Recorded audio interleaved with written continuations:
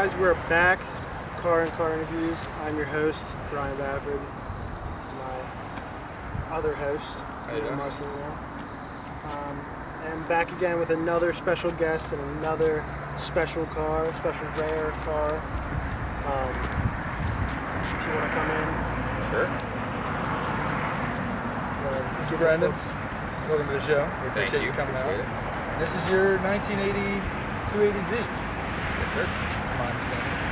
This thing's a gorgeous car, honestly. It really is. You showed me a picture of it the other day on Instagram. I was on. You're from right up the street. Ep7. Yeah. That's. I haven't seen it yet. I know that you guys ran into each other at the show. This thing is gorgeous. Thank you. We'll jump into it. We'll take a look at it and ask a couple questions and then take a quick ride. So something caught my attention, like right when you pulled in. This tag, is that your tag, like the official tag for the car? Yes and no. I have a real plate in the back. Okay. That's more or less decorative. It's not real. Okay. But the story with the tag is those red stripe tags are actually kind of like temp tags in Japan. Oh. So I kind of like the look of them. I saw a couple pictures of other cars with them, and I figured I'd get one for myself. Yeah, I was gonna say I've seen them. It's custom make that. I imagine. Yeah, exactly. Good. Yeah, okay. That's cool. And nobody really gives you any trouble for that? Haven't yet.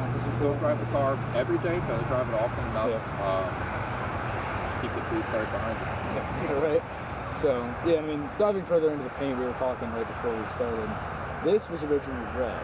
Right. Okay, and that was just like the factory 280 color? Is that right? Yeah, it is. I've seen a couple other 280ZXs with that same color on it, so yeah. That's cool. Yeah, this is the first one I've seen in person. I don't think I've ever seen I've never seen another one.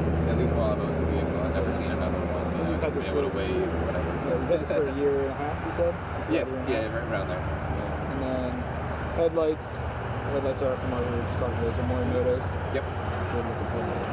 Fender mirrors, are those factory? Yes and no. These aren't the factory mirrors. You could option these factory with fender mirrors. Most of them in Japan came that way. But underneath the wrap, there is a spot where there's holes where the initial mirrors would have gone. That's been sanded over and been over. But so you just did the body work for the original ones and then just threw the fender. Exactly. Yeah. As I was prepping the vehicle for the wrap and everything, I had those installed. Yeah.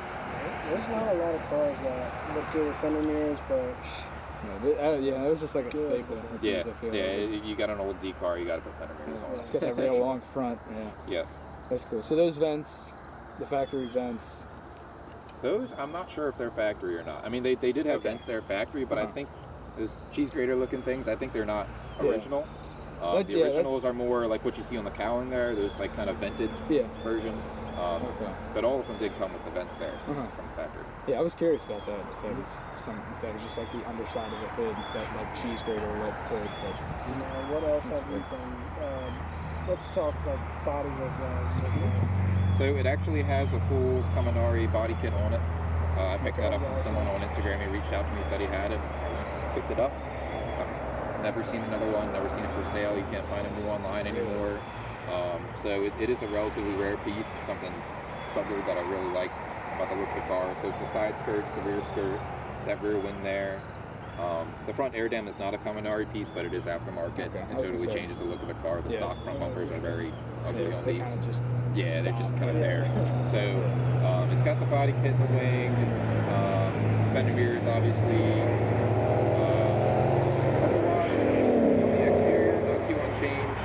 The headlights, the little strips you see on the tail lights, tinted side markers, obviously that little red light on the top. And then the wrap on the side, the Japanese lettering, what does that stand for again? It says Kyoto police officer. That would have been a precinct in Japan that would literally have had police cars. Maybe that particular precinct wouldn't have had a 280ZX, but they did actually use the 280ZX in Japan and actually in California too. Really? You can see California Highway Patrol 280ZXs if you That's look them cool. up too. That's sick. So yeah, it just kind of designates it as a police car. So you really got the police thing. I am. Ever since I bought the car, I don't know what made me do it, but I just knew I had to make it a police car. So that's what I did, and that's kind of everything I've done has been kind of around that idea. That's cool. And then wheel and tire setup? Yeah, so it's got 3-piece work Ewings. They're somewhat period correct, circa 90s era, so a little later. But something you would have seen on one of these when they were tuned back in the day. They're 16s, not really aggressive. 16x7 up front, 16x8 in the rear. But that's how most of those old wheel setups are. They're not too aggressive until you rebuild them. Yeah. So I've got those, and I've got 225 and the 500 fire arms. And the tires are very grippy. As you said, it's a good Yeah, tire. yeah. Gorgeous car. I think it's good. It's on coils. It's lowering springs and sport shocks. If you go coils with these, you actually have to do a little work on the front. The rears bolt right in, but a lot of people do. They take the S13 coil over as tines or whatever, and they can actually weld them to the spindle there. Really? The stock setup with these, it does have a spindle instead, so you don't really get a good array of coilover options without doing a little welding and fabrication. Yeah. But I found the lowering springs to be, the ride height I was looking for. I didn't want to go full stance with it. I just wanted to kind of, kill the wheel gap, but nothing crazy on it. And that's a cool thing that I've noticed like over the years of like S chassis, even dating back to like older Nissans and the Datsun and stuff like that, is you can just find something that fits on one car. Yeah, and it's fit all on, somewhat compatible some way or another, yeah. Yeah. And then we can move into the interior. Sure. So now we're back in his car to end this episode, just to get a little bit more of a content. So I know we touched on a lot with your car, so I want to talk more about you and your history with cars. Sure. How did you get into cars? To be honest, I don't really know, because it's not like my parents were huge car people, or my brother, or my sister, or whatever. I just kind of developed it on my own. I just kind of always had a liking for things with engines, things that move when I was a kid. So naturally, as I was growing up, I just got into cars, and it's probably either the worst or the best thing that's ever happened to me. But It's definitely best for your mind and your imagination. Yeah, it's but it's crazy. also the worst for your money. Right. Your bank account. But it's pretty much like everything that goes on with my life right now, some way or another, pertains to cars. Yeah. All my friends, even where I go to work, it's just how it is. So it's just it's more than a hobby to me. It's a lifestyle, and I meet a lot of people out of it. I really enjoy it. So I call it a good thing, even though it takes all the money out of my bank account. Yeah, I mean, we've talked about this on the show before. It is not just like a hobby. It's like you're putting your time and effort in this, not just once a year, but your weekends until 5 a.m. You're working on this car, making it please you. Yeah. So, what did you have before this? I've had a couple different vehicles, and they're literally all over the place. It's not like I'm solely a JDM guy or whatnot. I'm very into Volvos. I've had a lot of different Volvos. I have my 240 now. My first Volvo was an 08 T30. That was my first real build. I had the coilovers on that, and I had it tuned and everything, and it was a very fun car. So that was like my first real build. I've bought and sold a lot of Volvos, sometimes just for a flip or a profit or whatnot, but sometimes I get really attached. I had a white non-turbo V70 wagon that was just beautiful. It looked like it just rolled out the factory. And those are beautiful cars. Yeah, so that was a really enjoyable car. Unfortunately, it blew up, but that's neither here nor there. So I've had a lot of Volvos. Is that why you work at the Volvo dealership? It is, yes. This actually, I'm gonna say, this was my first non-European car. Really? And I've really, I've always kind of liked the JDM scene. I've always kind of liked the vibes. So, this was kind of like my entry into it, and I've really enjoyed it. Yeah. I definitely get what you're saying. I'm more of a Europe person. I do have Volkswagen. I grew up with Volkswagens, but JDM just kind of hits different. Yes, it is. It's just a different, completely different vehicles than the Swedish cars and the German cars I've had before. Yeah. They make them for different purposes and different ways. And You know, like I said, I'm not, you know, I don't hate certain cars, and I don't certainly have to only own certain ones. The other ones, I'm kind of just a general car enthusiast.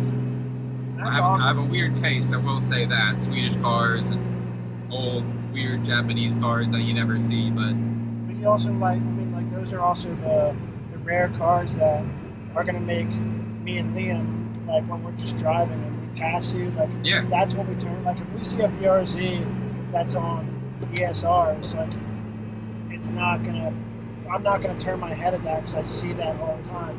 If I see this thing on the road, like I'm like breaking my neck and probably crashing. It's a little different, and everyone loves it. Not just, you know, young, you know, car seat people.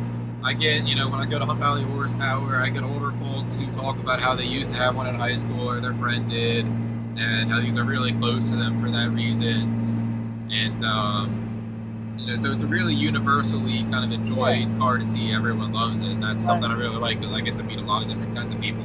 Yeah, that's the cool thing about these kind of cars is that like you're not just pleasing the eyes of, you know, young kids that want to do like that want to build their cars, or the guys that already have like the newer cars that they're building. You're also pleasing the people that used to drive these cars back in the day. Yeah. Just like general, like even if they're not into like stance cars, like they see this and they're like wow, that's It's cool. I mean, at the end of the day, I built the car for me, but it's nice to see that a lot of other people appreciate it. So, do you have any other plans with this car? I know we talked about this before. I'm pretty much done everything I've done to it.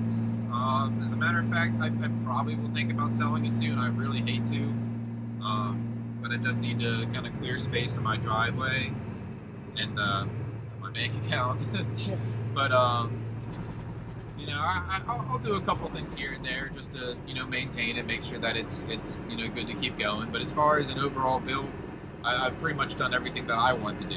There's plenty more that someone else could take it and do with it, and I hope I do see, you know, someone else do something crazy like throw an LS in it or whatever. But at least for my own enjoyment, I've kind of done most of what I wanted to. Yeah, you feel right about giving it away. Yes. As much as it sucks. Yes, I really love this car, but there's so many cars on the bucket list. Yeah.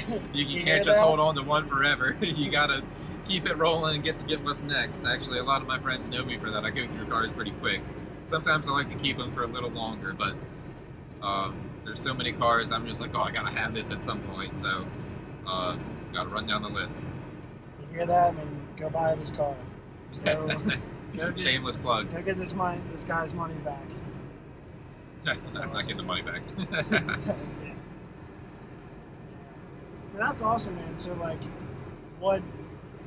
so I know we talked about this, and I've seen it on your Instagram, and you know, you do want to keep it a surprise, but I know that you're importing a right-hand drive car. I am. It's a secret, but it is happening. I do have the, you know, deposit down on it. It's on its way here next month, and I can't wait because that's, again, it's one of the bucket list cars. I gotta have a right-hand drive. Yeah.